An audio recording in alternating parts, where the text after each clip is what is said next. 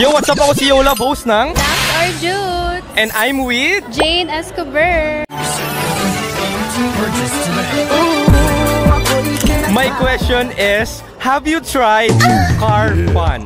Of course! Ang bilis sumagot. Ngayon, sinong kasama sa loob ng car?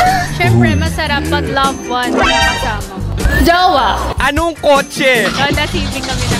So, hindi ka naman nagdududa sa jowa mo na F-boy siya kasi sabi nila kapag naka-Honda Civic daw, F-boy. Ay, hindi pwede. Magiging babaero lang siya pag dumami na ako. Pero di mo pa nahuli? Hindi pa. Laging ikaw ang sakay? Oo naman. Sure ka ba? Pag naiba yung pwesto ng upuan, saka ka magtatak. At saka may at pant sa ilalim. Oo, pag may mga ebidensya na. Wala pa naman sa ngayon. Paano usually nangyayari ang car fun? Sino nagyayaya? Boy or girl? Kasi yung boy, syempre focus siya sa driving. Kadalasan, babae talaga yung...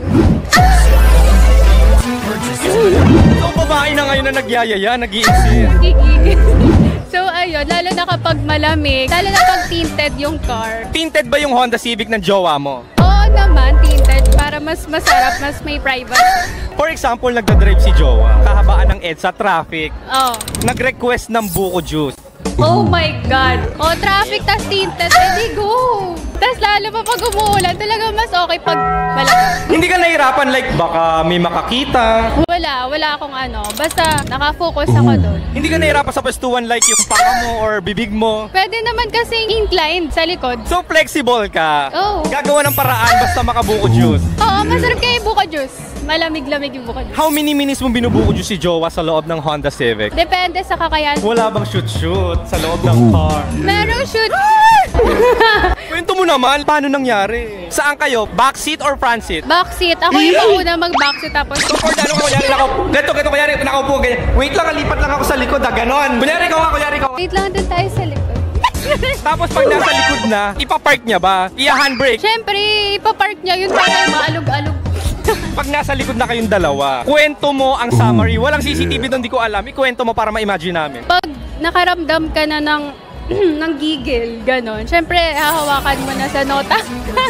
Tapos ayan, na dyan nag-uumpisa yung intip. Masikip ang likod ng Honda Civic. Walang masikip-sikip. Anong posisyones? Gusto ko yung top.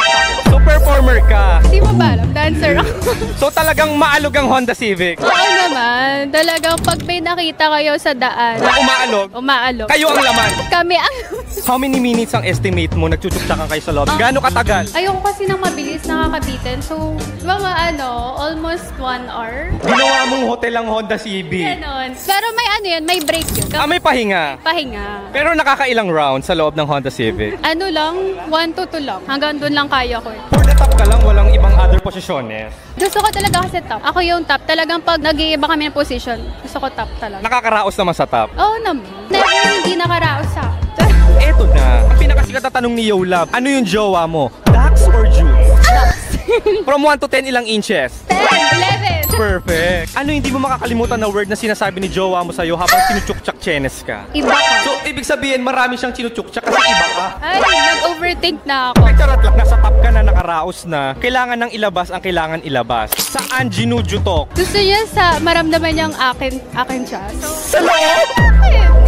Saan? Hindi ka man lang takot ma-jaunties? Hindi. Nagpipills? Oo naman. May protection tayo dyan. Tsaka kahit naman mabuntis ka, assurance, jowa naman. Yes, secured naman. Wala naman na buo. Delay ka daw ng 3 months. Sabi nito, pakita mo, delayed ng 3 months, di ba? Di ba wala nang boses, sumubo kasi kanina. Irregular kasi ako, kaya ako delay. Pero safe to. Kung mapapanood ni jowa mo to, what's your sincere and sweet message to him? I love you so much and ayun, to more car.